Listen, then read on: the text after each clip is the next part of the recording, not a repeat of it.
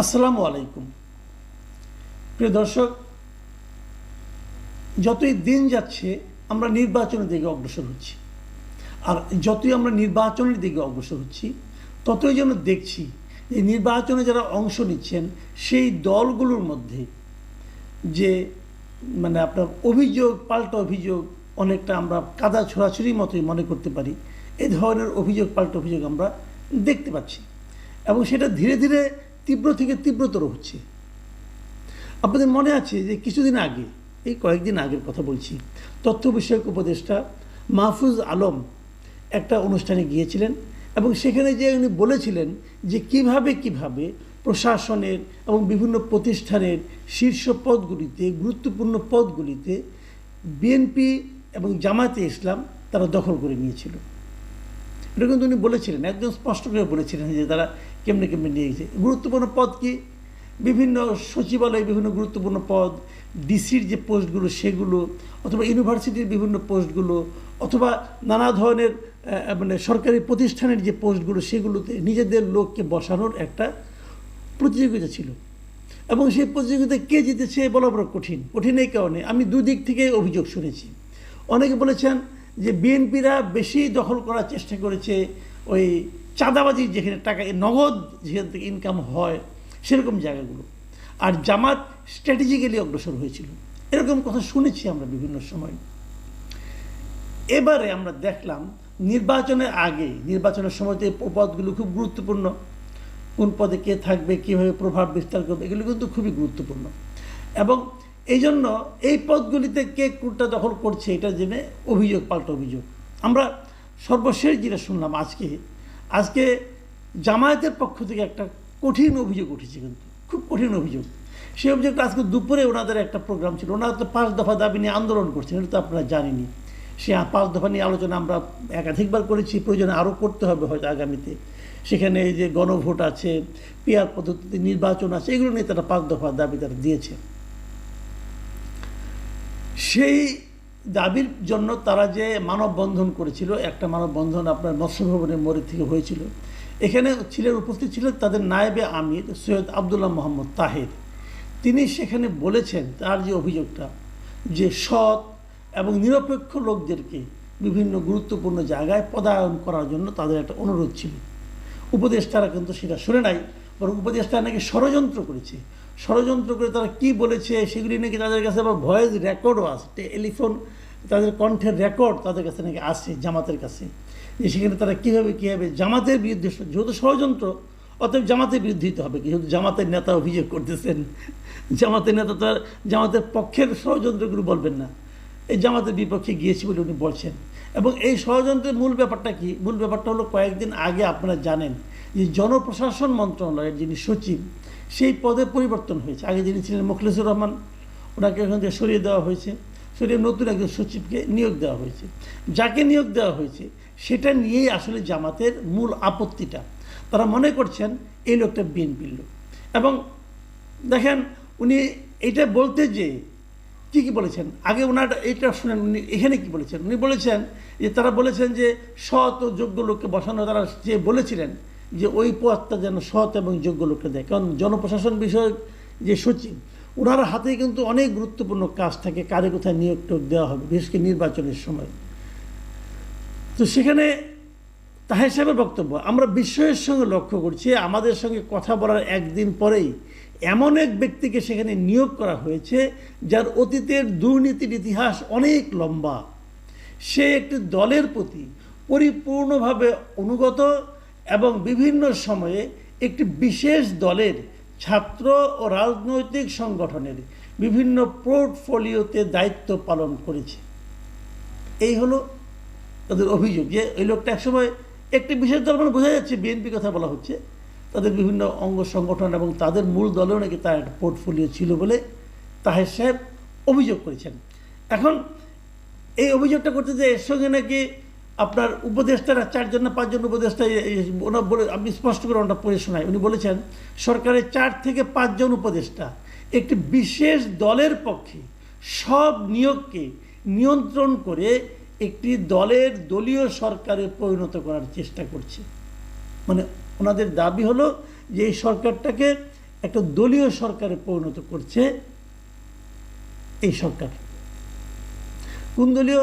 ওনার দল তো না, তাহলে বিএনপি দলীয়, তাই তো হবে। আপনারা মনে করেন কয়েকদিন আগে যখন নাকি সেই জুন মাসের বৈঠকটা লন্ডনে না হয়েছিল, হওয়ার আগে বিএনপি কিন্তু পাল্টা অভিযোগ করেছিল যে এই সরকার একটা দলের পক্ষে অনুগত হয়ে যাচ্ছে। তারা অবশ্যই এনসিপিকে মানে সরাসরি বলেছিল, এবং তারা 2 জন উপদেষ্টার 3 জন উপদেষ্টার পদত্যাগ পর্যন্ত চেয়েছিল। এই 3 জন উপদেষ্টাকে পদত্যাগ করতে হবে। ওই 3 জন উপদেষ্টাকে পদত্যাগ করেছেন না? করেনি, তারা এখন ওখানে আছেন। তাহলে দাঁড়ালোটা কি? যে একটা সরকার, এই সরকারের নিরপেক্ষতা নিয়ে এখন সবাই প্রশ্ন করছে। জামাত প্রশ্ন করছে, ইসলামী আন্দোলন প্রশ্ন করছে, বিএনপি প্রশ্ন করছে, এনসিপি তো আরও বেশি, ইদানিং তো এনসিপি আরও বেশি বিপ্লবী, তারাও সরকারের উপর আনহেপে যে সরকার ঠিক মতো চলছে না। তাহলে এই সরকার একটা নিরপেক্ষ নির্বাচন কি করে করবে? কারণ এই সরকারটার উপর তো যে রাজনৈতিক দলগুলো অংশ নেবে তাদেরই আস্থা নাই, তারা সবাই তো অভিযোগ করছে। আর যেটা বেসিক কথা তো এখনো বলেই নাই, বেসিক কথা হলো, আচ্ছা আপনারা বলুন, জাতীয় পার্টি কি নির্বাচন করতে পারবে? জাতীয় পার্টিকে এই যে ঐক্যমত্য কমিশন, জাতীয় সংস্কার কমিশন, অমুক তমুক কত কিছু করতেছে, জাতীয় পার্টি, ওয়ার্কার্স পার্টি, জাসদ, এদেরকে কি ডাকা হয়? এদেরকে বাদ দিয়ে আপনি জাতীয় ঐক্যমত্য কীভাবে করবেন? হ্যাঁ, আমি মানলাম যে আওয়ামী লীগের কথা বললে আপনাদের আবার অনেকে জ্বর এসে যায়, যে আওয়ামী লীগের কথা বলা যাবে না, কারণ আওয়ামী লীগকে তো আপনারা তার কর্মকাণ্ড নিষিদ্ধ করেছেন। ঠিক আছে, আওয়ামী লীগের রাজনৈতিক কর্মকাণ্ড নিষিদ্ধ করেছেন, তারপরেও তো আওয়ামী লীগকে মতামত নেওয়ার জন্য ডাকতে পারতেন। এটা তো রাজনীতি না, তারা তো এই দেশের নাগরিক। আপনি জাতীয় ঐক্যমত্য করবেন, সেই জাতীয় ঐক্যমত্য, ওরা কি জাতির অংশ না? আওয়ামী লীগের কি কিছু ভোটার নাই? আওয়ামী লীগের যা ভোটার আছে, আমি তো আপনাকে গ্যারান্টিতে বলি, বিএনপি ছাড়া বাদ বাকি সব দল মিলালে তো আওয়ামী লীগের সমান ভোট হবে না। আওয়ামী লীগের ভোটারদের যে কি কোনোই গুরুত্ব নাই এই নির্বাচনে। দেখেন, একটা নির্বাচন যখন হয়, সেই নির্বাচনে পার্টি কয়টা বলুন তো? পক্ষ কয়টা? পক্ষ হয়ে আসলে একটা হলো রাজনৈতিক দলগুলো, তারা ভোট চায়, আরেকটা হলো সাধারণ মানুষ যারা ভোট দেয়, আরেকটা হলো সরকার যারা ভোট পরিচালনা করে, মানে নির্বাচন কমিশন বলি আমি এটাকে, নির্বাচন কমিশন যারা ভোটটাকে পরিচালনা করে, আর ওই সময়কার সরকার যারা প্রশাসনটাকে নিয়ন্ত্রণ করে। মূলত এই 4টাই কিন্তু এই পক্ষ, এবং এই 4 পক্ষের মধ্যে সবচেয়ে গুরুত্বপূর্ণ পক্ষ কোনটা? সবচেয়ে গুরুত্বপূর্ণ পক্ষ হলো জনগণ, যারা ভোটটা দেয়।